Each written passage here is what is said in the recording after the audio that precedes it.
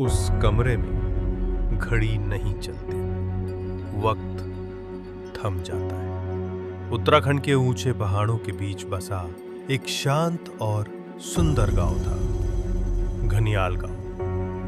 गांव तो शांत था, लेकिन वहां एक पुराना हवेली जैसा मकान था, जिसे गांव वाले वक्त वाला कमरा कहते थे। इस कमरे की सबसे अजीब बात यह थी कि उस कमरे में कोई भी घड़ी नहीं चलती थी। चाहे नई घड़ी लगाओ या पुरानी, उसमें सुइयां वहीं की वहीं अटक जाती, बिल्कुल 3:13 पर। गांव के बुजुर्ग कहते थे कि जब भी कोई उस कमरे में ज्यादा समय बिताता, वो बदल जाता है या फिर गायब हो जाता है। नई पीढ़ी की जिज्ञासा इस गांव में एक पढ़ा लिखा नौजवान था, निशांत। निशांत ने शहर से पढ़ाई की थी और गर्मी की छुट्टियों में गांव आया था। गांव की ये बातें उसे अंधविश्वास लगती थी। उसने कई बार अपने दोस्तों से पूछा, घड़ी नहीं चलती तो बैटरी बदल लो, कोई भूत नहीं होता यार।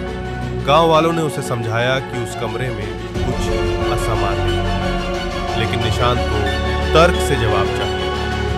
हवेली में दाखिला एक दिन दोपहर को निशांत अपने दोस्त अर्जुन के साथ उस हवेली में गया। कमरे के बाहर लिखा था, जो समय से खेलता है समय उसे निगल जाता है। निशांत मुस्कुराया और बोला, वाह, डराने वाली कविता, और दरवाजा खोलकर अंदर चला गया। कमरा बिल्कुल धूल धूसरित था। दीवारों पर पुराने पोस्टर, फटी हुई किताबें और बीच में एक मेज पर लकड़ी की पुरानी घड़ी पड़ी थी।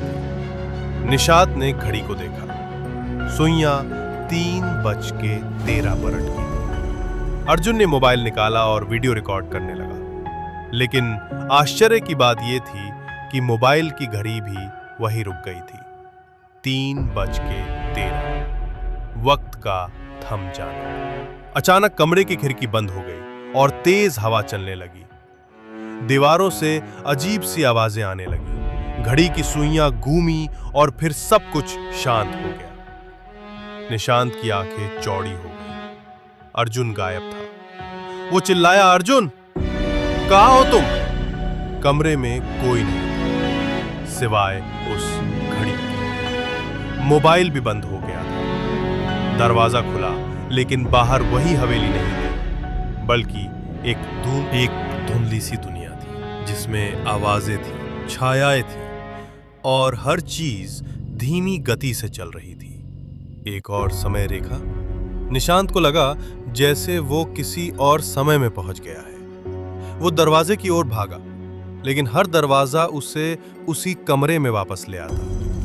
हर बार घड़ी उसे देखती लगती थी और हर बार वो सुनता, वक्त से मत खेलो। उसने दीवार पर हाथ फेरा तो वहां उभरे कुछ नाम दिखे, राजेश, सीमा, जगदीश और अर्जुन। ये वो लोग थे जो कभी इस कमरे में गए थे और वापस नहीं लौटे। परछाई और पहेली रात होते होते कमरे में एक परछाई आई, लंबी, काली, बिना चेहरा। उसने धीमी आवाज में कहा, हर इंसान समय को अपने हिसाब से मोड़ना चाहता है, लेकिन समय जब पलटता है तो सिर्फ अंधकार लाता है। निशांत कांपते हुए बोला, मैं यहां से बाहर जाना चाहता हूं। परछाई ने कहा, अगर सच में जाना चाहते हो तो वक्त की कीमत चुकानी है। उसके हाथ में एक रेत घड़ी आ गई।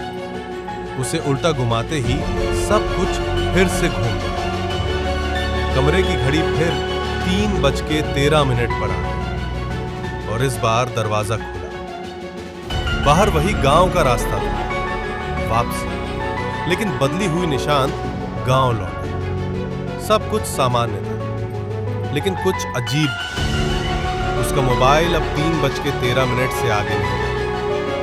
वो जो भी बात करता, लोग कहते कि उन्होंने पहले ही सुनी है। गांव वालों ने बताया कि अर्जुन तो 2 साल पहले ही गायब हो गया था। निशांत ने चौंकते हुए कहा, क्या? हम तो अभी साथ गए थे हवेली में।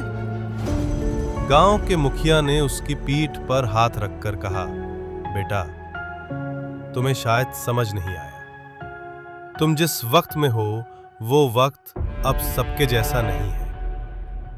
अंतिम रहस्य। हर रात निशांत के कमरे की घड़ी फिर 3:13 पर रुक जाती है। वो जितना भी बदलने की कोशिश करता, समय वहीं आकर रुक जाता है। वो अब समझ गया है, उस कमरे में घड़ी नहीं चलती, क्योंकि वहां वक्त थम जाता है। अब वो अक्सर खाली बैठे हुए बुदबुदाता है, समय से मजाक मत करो, समय कभी नहीं भूलता। ये कहानी हमें क्या सिखाती है? कुछ रहस्य ही रहने चाहिए। विज्ञान से हर चीज नहीं समझी जा सकती। वक्त के साथ खेलना, खुद के साथ खेलना है। अगर आपको ये कहानी पसंद आई हो तो इमैग्नो स्टोरीज यूट्यूब चैनल को लाइक, शेयर और सब्सक्राइब जरूर करें।